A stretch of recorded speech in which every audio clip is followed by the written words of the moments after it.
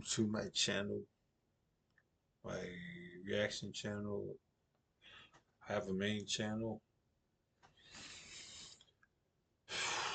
This is an interesting video I'm about to watch. It's about Beyonce Untold story. I always wondered who they talked about on the album. Andrea or something like that. Tillman. I don't know her name, but um I guess this video is gonna talk about that. Erased by revisionist history. The untold story of a black woman who built Destiny's Child. Wow. Okay, I'm excited. So, without further ado, here we go. This is going to be a three-part. It's going to be in three parts. So watch the second part, is what I'm saying. Not being mean or anything.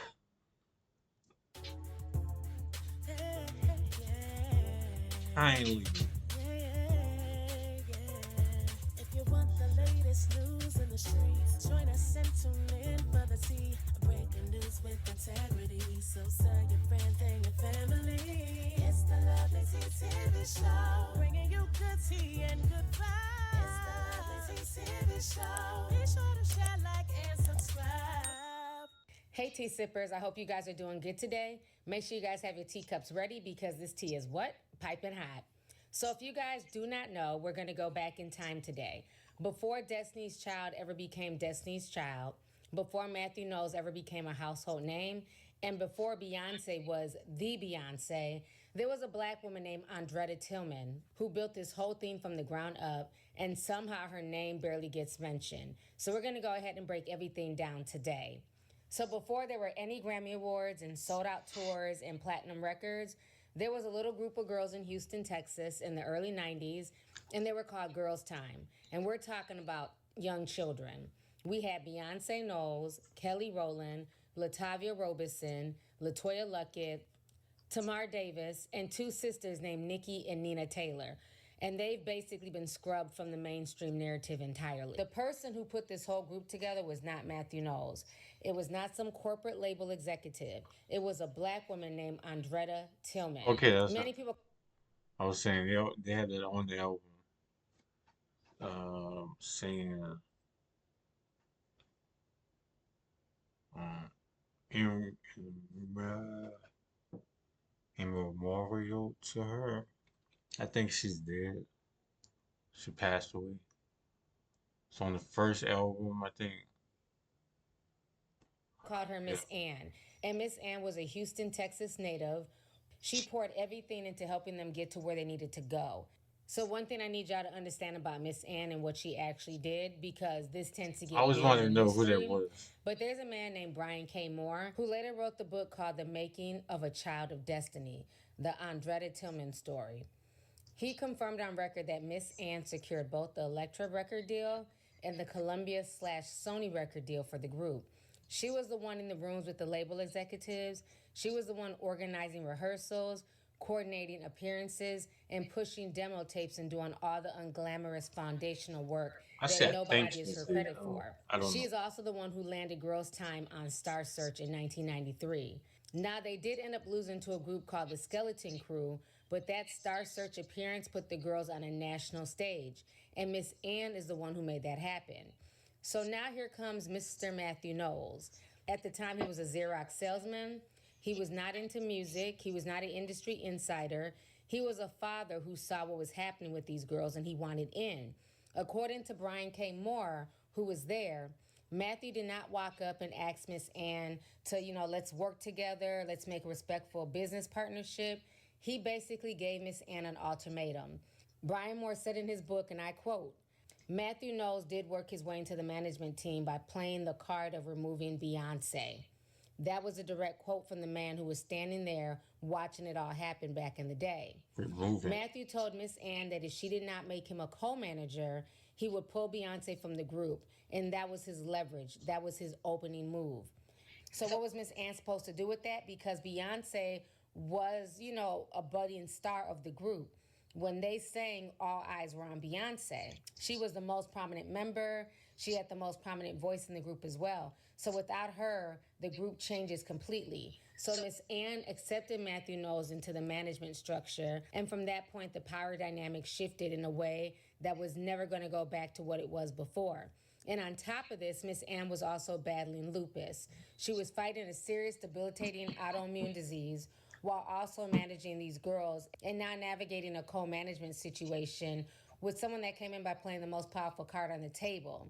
Unfortunately for Miss Ann, she ended up passing away in 1997 from Okay. lupus before she was able to see all of her hard work and her dreams and goals that she placed on those young girls come to fruition. The same year Destiny's Child officially signed to Columbia Records, the same year that the machine really started ramping up is when she passed, and the story that gets told about how the group came to be started getting rewritten.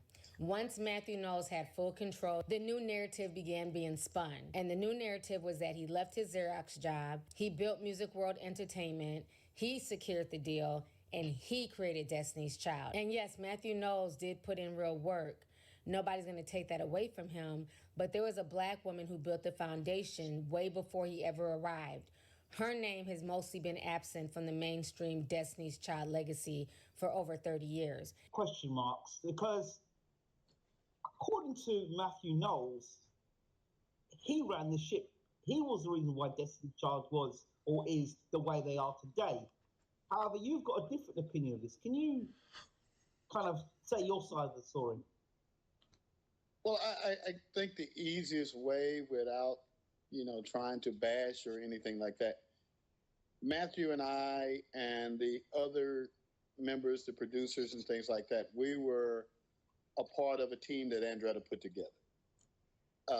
And she was the mastermind behind everything that happened. She was the mastermind by getting the contract, the Sony deal, and all the other deals. Matthew took over after she passed in 1997.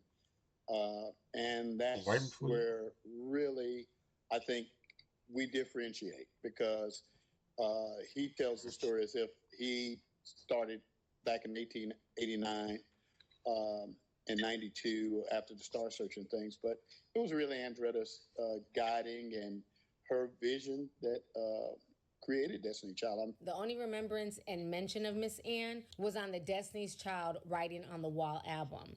At the end of the song Sweet Hold it up. 16, you can hear all the girls say, "Writing on the wall." No, it was on the first.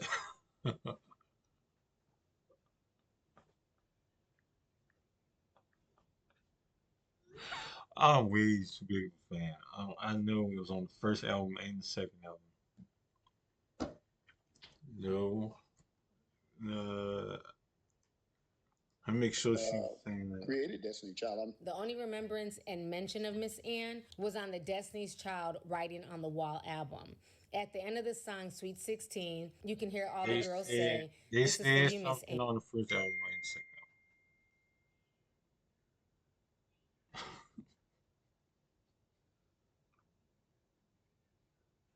I'm way too sure. And who's now with our Heavenly Father. Then they proceed to dedicate the outro song, which was Amazing Grace, to Miss Ann. This is for you, Miss Ann, who's now with our Heavenly Father, That is who made the memories. real commandments. There's memories. Hearing that. Budgeting at What? How? base 44. Look, it pulls our expenses. So once again, y'all, we are seeing a pattern that we constantly see in this industry. Black women will lay the foundation, then someone else builds the house and takes credit for everything, including the ground that it's sitting on. In more recent times, the same thing happened to DJ Diamond Cuts. Many people did not know before her Breakfast Club interview that she's the one who discovered and put time into building Little Uzi Vert. And once he blew up, she was basically written out of the narrative.